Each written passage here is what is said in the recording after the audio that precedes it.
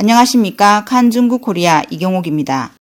외신 보도에 따르면 4월 10일 중공 부총리 순춘란은 상하이의 전염병 예방과 통제가 가장 위급하고 중대한 단계에 있으며 이를 악물고 계속 분투하라라고 말해 시진핑이 제시한 제로 정책에 망설이지도 흔들리지도 않는다는 입장을 고수했습니다. 순춘란이 단기간에 상하이에 온 것은 이번이 세 번째이며 상하이 방역에 대해 엄중한 요구를 한 것도 이번이 세 번째입니다. 한 소식통은 순춘란이 방역이 마음에 들지 않는다며 화를 냈다고 전했습니다. 그가 폭로한 상하이 시의위원회 내부 회의 녹취록에 따르면 이번 회의는 순춘란이 두 번째 상하이에 온 이후 상하이 당위원회가 밤새 개최한 고위급 회의였습니다. 참석자는 상하이 각 구의 서기와 구청장입니다. 사회자는 회의에서 순춘란과 상하이시 당위원회 당서기 리창이 상하이 전염병 예방과 통제 요구사항을 말했다고 전했습니다. 특히 순춘란은 이번 사태 대응이 마지막 기회라고 주장했습니다. 사회자는 순춘란의 말을 인용하여 다음 두 가지 주요 작업으로 의심 환자의 선별 검사와 격리 이송, 실제로 우리가 잘하거나 못하거나 우리는 배수진을 치고 싸워야 한다. 이번이 이길 가능성이 남아있는 마지막 기회다라고 전했습니다. 사회자는 또한 순춘란의 이 말은 엄중하다.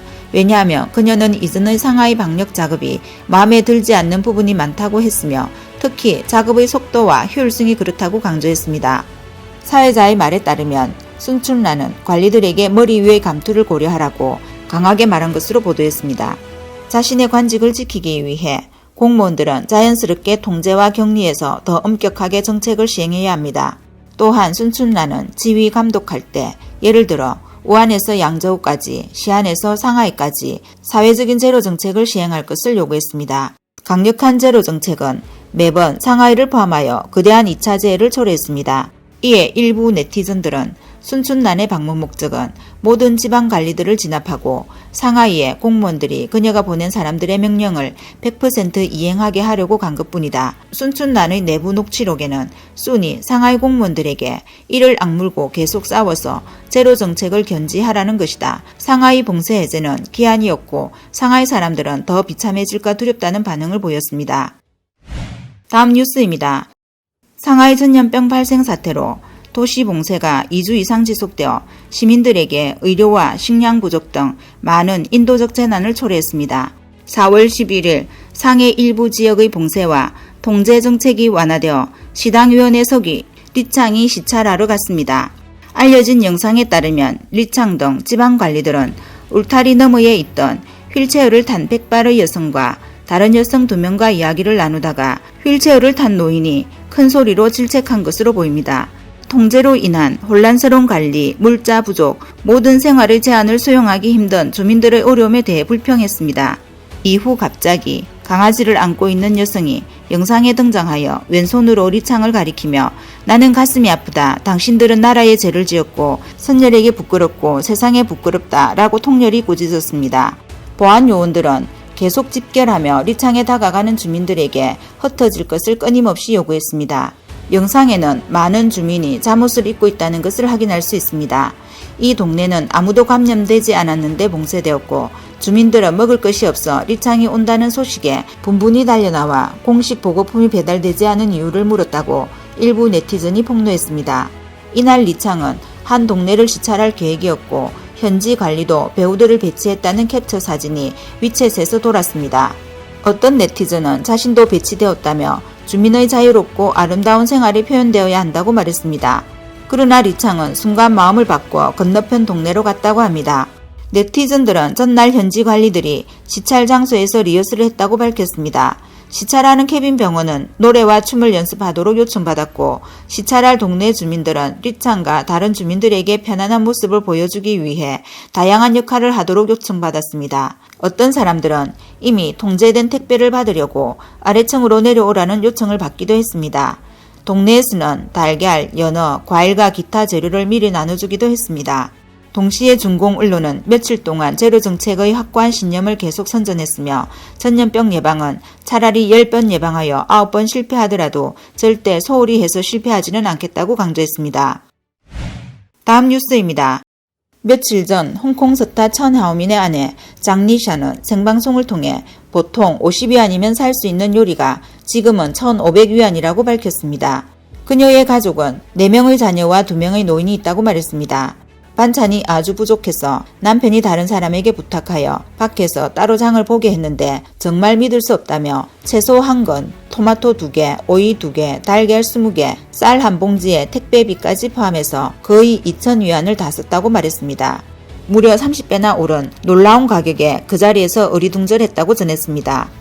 장리샤는 이어 우리 가족 상황은 그나마 괜찮은 편이라며 일반 가정에서는 전혀 감당할 수 없다. 한 끼 식사에 거의 2,000위안인데 직접 밥도 해야 한다라고 말했습니다. 그녀는 어디에서 문제가 생겼는지 모르겠다며 돈이 아까운 게 아니라 아무 이유 없이 당하기는 싫다. 속아도 아무 말도 하지 못하는 게 말이 안 된다고 지적했습니다. 4월 11일 온라인 영상에 따르면 상하이의 한 동네 입구에서 약간의 녹색 채소를 120위안에 팔고 있다며 나라의 재난을 틈타 돈을 벌고 있다고 한 주민이 상인을 꾸짖었습니다. 그는 영상을 촬영하면서 120위안짜리야? 시정부에서 와서 단속했으면 좋겠다. 지금 당장 증거를 수집해 시정부 홈페이지에 바로 올릴 거야. 밖에 누가 있네? 그렇지, 정부 관계자인가? 우리는 모르지만 정부와 그들이 결탁했을 수도 있을 거야. 이제 보면 알겠지 라고 말했습니다. 한 누리꾼은 상하이는 역시 대단해. 시정부에 반영한다고? 정부가 동의한 일일 텐데 재난 때마다 큰 돈을 버는 사람이 있다. 이것이 중화민족의 가장 위대한 꿈이지 라고 비꼬았습니다. 먹는 문제 외에도 상하이 사람들의 마음은 매우 불안합니다.